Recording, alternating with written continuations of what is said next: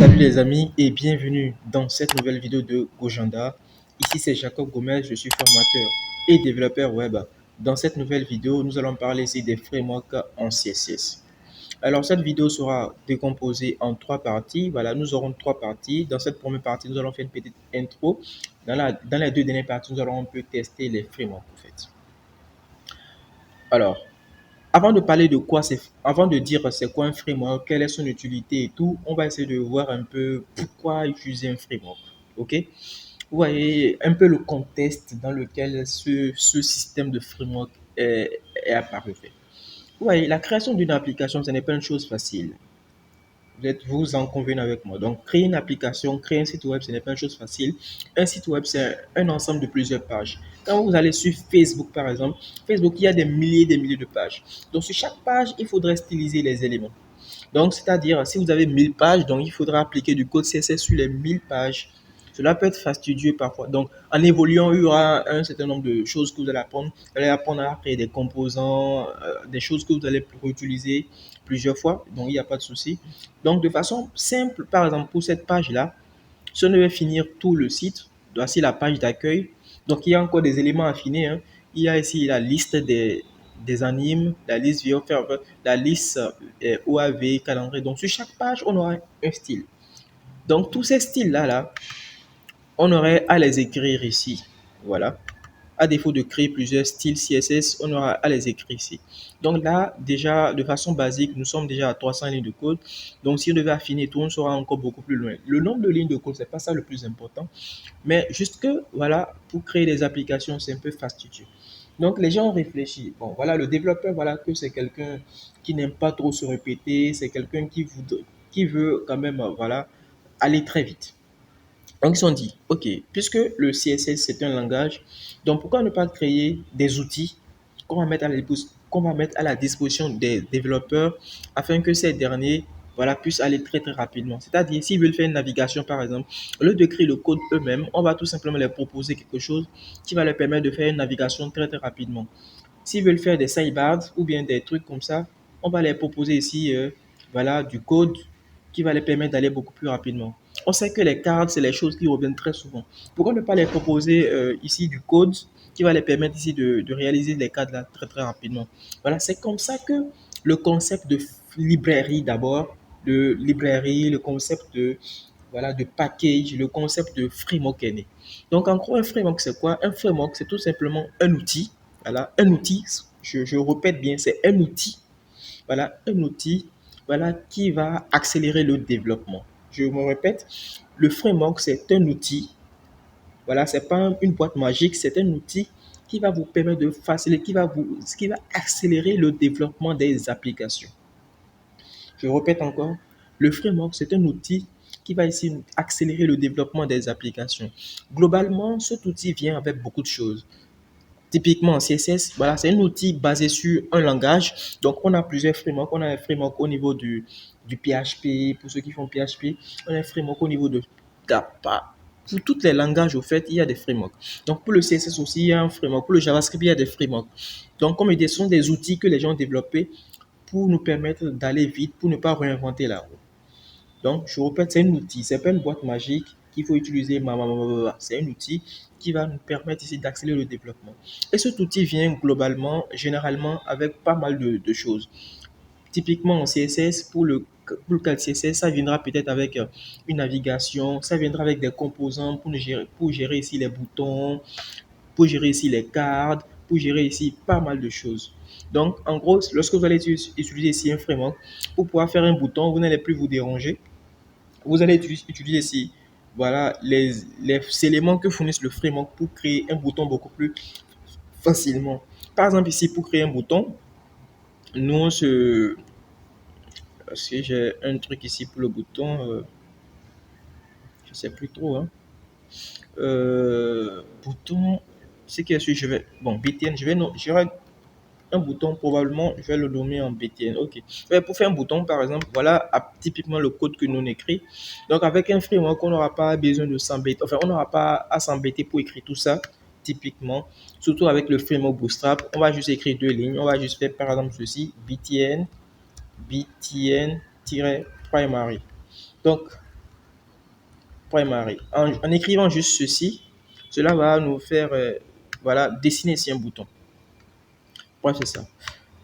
Donc, comme je disais, ce n'est pas des boîtes magiques, c'est tout simplement un outil. Donc, un outil, on peut l'utiliser comme on peut ne pas l'utiliser. Pourquoi? C'est pas pour pouvoir préparer, on a plusieurs condiments.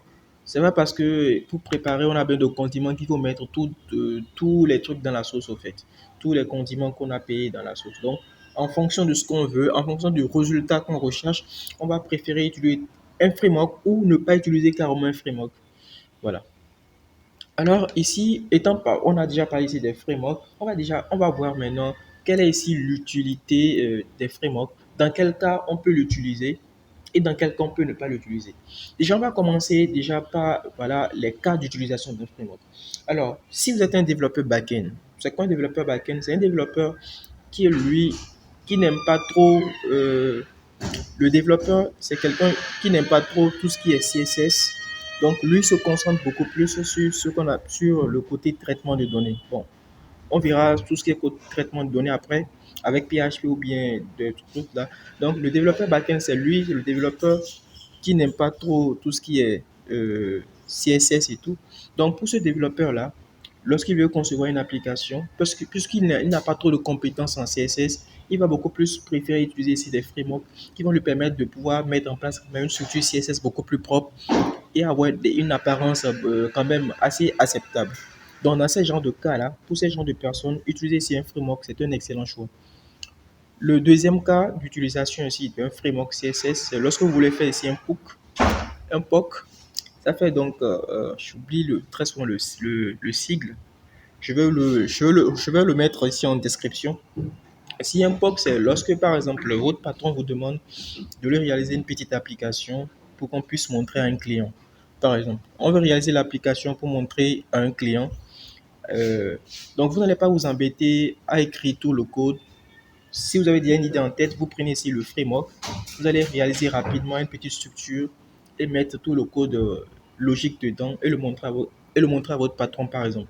Donc, s'il est satisfait du résultat, on va pouvoir affiner et tout pour pouvoir avoir un peu ce qu'on veut. Donc, c'est ça. Donc, c'est les deux cas d'utilisation typiques d'un framework. C'est-à-dire, soit vous êtes un développeur back-end et que vous voulez aller vite pour pouvoir créer vos applications, soit vous voulez rapidement avoir une petite démo de votre application. Donc, le framework va vous permettre ici d'aller beaucoup. Le framework ici va vous permettre ici d'accélérer rapidement le développement et avoir déjà l'un des premiers modèles, l'un des premières versions. Donc, voilà. Deuxième cas, les cas où on n'aura pas besoin forcément d'utiliser un framework, c'est lorsque voilà, vous voulez créer une application, lorsque vous voulez créer un site web pour un client. Pour créer un site web pour un client, le client met à votre disposition ici un graphiste et le graphiste va vous mettre en place ici une maquette. Donc ici, les maquettes, très souvent, c'est pointu, c'est-à-dire le client veut exactement ce que le graphiste a réalisé, puisque le graphiste a fait une maquette et que le client a validé la maquette. Donc, puisque c'est du prêt-à-porter, que c'est le graphisme et que le client a bien validé. Donc, pour pouvoir réaliser cela, vous n'allez pas utiliser ici un framework. Donc, le framework, lui, va venir avec tout un tas d'outils. OK? Maintenant, ces outils-là sont faits, voilà, ces outils-là, ici, ne vont pas forcément correspondre à ce que le client veut sur sa maquette. Par exemple, avec le Bootstrap, ici, les boutons ont une certaine apparence donnée. Voilà que le client, lui, voudrait que ces boutons aient une autre apparence. Donc, ici, utiliser un framework sera beaucoup plus contraignant parce que vous aurez plus à faire des configurations qu'à écrire du code CSS vous-même. Donc, pour ce genre de situation, on ne va pas préférer utiliser ici un framework. Deuxième cas d'utilisation d'un framework. Deuxième cas pour lesquels on n'aura pas forcément besoin ici d'utiliser un framework CSS, c'est lorsque, par exemple, vous voulez juste utiliser un outil ou bien vous voulez juste utiliser un module dans le framework. L'un des frameworks les plus populaires ici, c'est Bootstrap. On va en revenir tout à l'heure. Bootstrap, c'est un framework voilà, qui existait déjà il y a très très longtemps. Mais dans ce framework, lui, il avait un certain avantage, c'est-à-dire il permettait ici de pouvoir créer des applications, des sites web responsifs. Donc aujourd'hui, les gens ont tendance à juste utiliser Bootstrap pour pouvoir tout simplement gérer tout ce qui est genre grille, tout ce qui est responsivité et tout. Donc, si vous voulez juste utiliser un framework juste à cause de ce module-là, Je trouve que cela sera un peu pénible parce que vous allez d'abord alourdir votre code et ralentir votre application, alors que le CSS natif vient déjà avec un système de flèches, un système de grille. Donc, utiliser un framework juste à cause d'un ou deux modules, je pense que c'est l'une des raisons pour lesquelles il ne faut pas vraiment utiliser ici le framework. Donc, pour récapituler, donc ici, on utilise un framework. Pour utiliser ici un framework, c'est que soit vous êtes développeur back-end, soit vous voulez aller très vite pour pouvoir créer une première version. Voilà, pour ne pas les cas pour lesquels on ne va pas utiliser ici un framework, c'est que voilà, vous avez une maquette, voilà, ou bien vous voulez juste utiliser un module dans le framework en fait. Donc, avant de finir, je vais vous présenter ici quelques frameworks les plus connus, voilà, actuellement. Il y a le framework ici Tailwind CSS. Voilà, Tailwind CSS, c'est un framework dit utilitaire qui va nous permettre ici de créer rapidement des applications. Voilà, son approche est vraiment différente des autres frameworks. Vous allez le découvrir dans la prochaine vidéo. Ici, voilà, je ne vais pas trop rentrer dans les détails. Donc, en gros, pour pouvoir réaliser ceci-là, c'est le code qu'ils ont écrit. Donc, il n'y a pas de CSS au fait. Donc, ici, nous avons le framework Bootstrap. Donc, Bootstrap ici a été créé par le groupe Twitter. Donc, c'est un framework très, très répandu, très, très connu, qui permet ici de pouvoir créer des applications et vient avec pas mal d'outils. Donc, c'est l'un des frameworks les plus vieux. Nous avons ici le framework Bulma. Bulma ici, c'est un framework CSS qui ressemble un peu qui ressemble un peu ici à du Bootstrap, mais un peu différent, un peu plus léger aussi, qui permet aussi de pouvoir créer voilà, des applications, des sites web beaucoup plus facilement. Ici, nous avons le framework ici, Chakra UI, qui ressemble un peu plus à Tailwind en termes de sémantique, voilà, en termes de fonctionnement. Voilà, différent ici de Bootstrap. Et voilà. Donc voilà, c'est quatre frameworks hein, que je vous ai présentés ici. Sinon, il y en a pas mal de frameworks, il y en a pas mal, il y en a des dizaines et tout. Donc, en gros, pourquoi je vous ai montré, pourquoi je vous ai fait cette vidéo sur les frameworks? Je vous ai fait cette vidéo sur les frameworks pour que vous, en tant que développeur, déjà, si vous avez suivi mes vidéos du début jusque-là, cela voudrait dire que vous êtes déjà un peu à l'aise avec le CSS. Donc, que vous soyez à l'aise avec le CSS ou non, vous devez connaître, vous devez savoir utiliser les frameworks. Parce que quand vous irez en entreprise, vous n'allez pas forcément coder du CSS à la main. C'est pas souvent évident. Parce que vous allez faire des dashboards, des trucs comme ça. Cela va prendre du temps d'écrire du CSS. Donc, en entreprise, on va préférer ici utiliser des frameworks. Souvent, c'est le Bootstrap que les gens utilisent en entreprise pour ne pas trop se déranger. Mais depuis quelques années, il y a un framework qui a commencé à bouleverser un peu le marché et tout.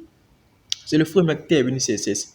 Moi, c'est le framework que moi j'utilise au quotidien en entreprise et tout. Ce framework me permet, voilà, de me sentir beaucoup plus à l'aise. Ce framework me permet d'être beaucoup plus proche, voilà, du CSS natif. C'est-à-dire, comme je le disais, lorsque vous avez une maquette, c'est compliqué de tuer un framework. Avec Tailwind CSS, j'ai l'impression que, voilà, j'ai l'impression que je peux bel et bien ici utiliser le framework pour aller très très vite et réaliser des maquettes. Le framework est assez flexible et tout, il est assez flexible. J'ai l'impression que je fais du CSS, même du CSS beaucoup plus simple en fait.